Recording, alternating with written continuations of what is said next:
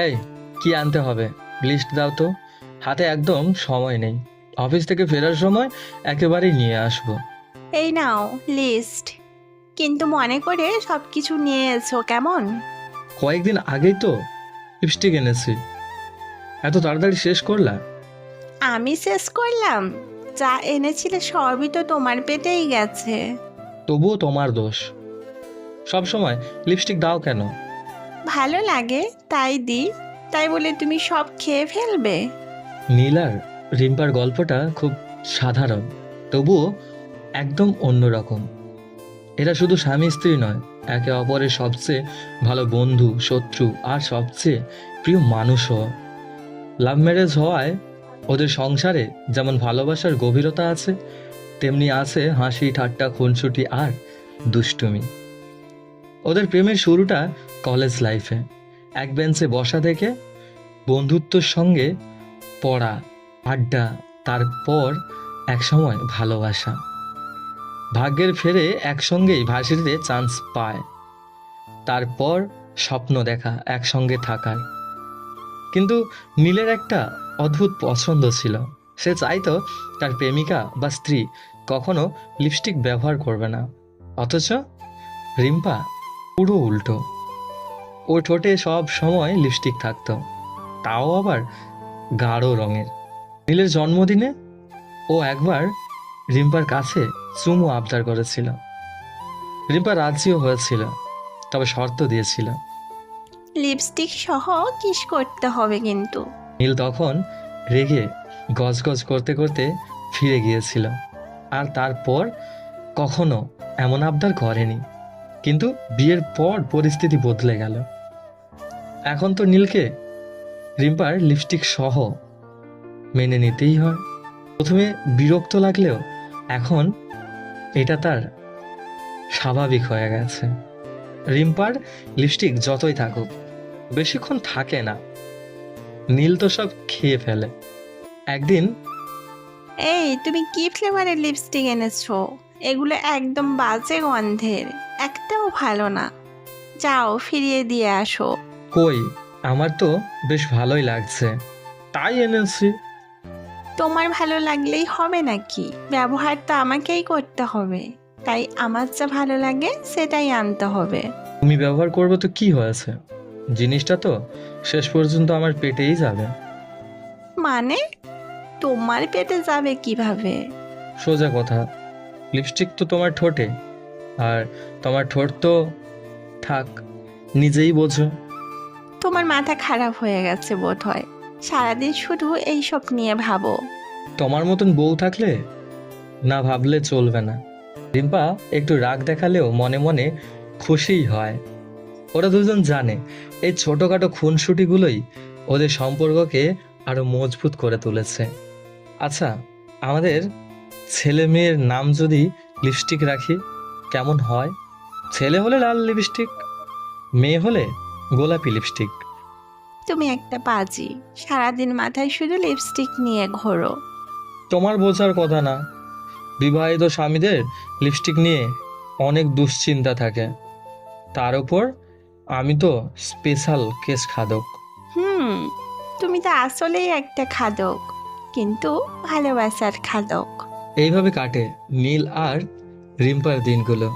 প্রেম, খুনসুটি, ঝগড়া আর ভালোবাসার মাখানো এক অদ্ভুত সুন্দর জীবন। নীল আর রিম্পার সংসার কেবল হাসি ঠাট্টার খুনসুটিতেই সীমাবদ্ধ নয়, ভালোবাসার গভীরতাও দিন দিন বাড়ছে। প্রতিদিনই নতুন কিছু নিয়ে ঝগড়া হয়, আবার সেই ঝগড়ায় ভালোবাসার মোড়কে মিশে যায়। নীল অফিস থেকে ফিরেই দেখল রিম্পা চুপচাপ বসে আছে, মুখটা গম্ভীর, ঠোঁটে কোনো লিপস্টিক নেই। কি হলো, তোমার ঠোঁট এত ফেকাসে কেন? মনে হচ্ছে লিপস্টিকের অভাবে ঠোঁট শুকিয়ে গেছে। কোনো উত্তর নেই। নীল একটু অবাক হয়ে গেল। সাধারণত ও বাসায় ঢুকলেই রিম্পা ঝগড়া করা শুরু করে দেয়, আর আজ একেবারেই চুপচাপ। বলো তো, কি হয়েছে? আমি কিছু করলাম? মুখ ফিরিয়ে নিয়ে বলল। তোমার কিছু করার দরকার নেই, তুমি তো এখন অন্য কাউকে নিয়ে ভাবো। আমি একটু হতভম্ব হয়ে গেলাম। মানে? সকালবেলা তুমি বললে ওকে লিপস্টিক দিয়ে দেবে। কে তোমার ওই ও? আমি জানতে চাই। নীল মনে মনে হাসল। এই মেয়েটার রাগও কেমন মিষ্টি। ওই ও যে কে আমিও জানি না। তোমার সঙ্গে কথা বলতে গিয়েই তো সব বর্ণমালা নিষিদ্ধ হয়ে গেছে। তুমি কি আমার সাথে মজা করছো? গাল ফুলিয়ে বসে রইল। নীল এবার কাছে গিয়ে রিম্পার কপালে হাত রাখল। আরে আমার বউ রাগ করে থাকলে আমার ভালো লাগে না। আচ্ছা বলো, কিভাবে রাগ ভাঙবে? গম্ভীর গলায় রিম্পা বলে উঠল। একটা শর্ত আছে। আহা, আবার শর্ত? বলো শুনি। তুমি আমাকে নিজেই লিপস্টিক পরিয়ে দেবে। নীল কিছুক্ষণ চুপ করে থাকলো। এই কাজ তো তার জীবনে কখনো করা হয়নি। আরে এইটা আবার কি শর্ত? তুমি তো এতদিন নিজেই দিতে। হ্যাঁ, কিন্তু আজ থেকে তুমিই পরিয়ে দেবে। আর না দিলে তোমার জন্য একটা বড় শাস্তি আছে। কি শাস্তি? 1 মাস তোমার কিস নিষিদ্ধ। নীল চোখ বড় বড় করে তাকালাম। এটা তো একদম অন্যায়। আরে এত বড় শাস্তি? ঠিক আছে, আমি দিচ্ছি। রিম্পা খুশি হয়ে লিপস্টিকটা নীলের হাতে দিল। নীল ধীরে ধীরে লিপস্টিক খুলল, তারপর হাতে নিয়ে রিম্পার ঠোঁটের দিকে তাকালো। আচ্ছা, আমি যদি সুন্দর করে না দিতে পারি?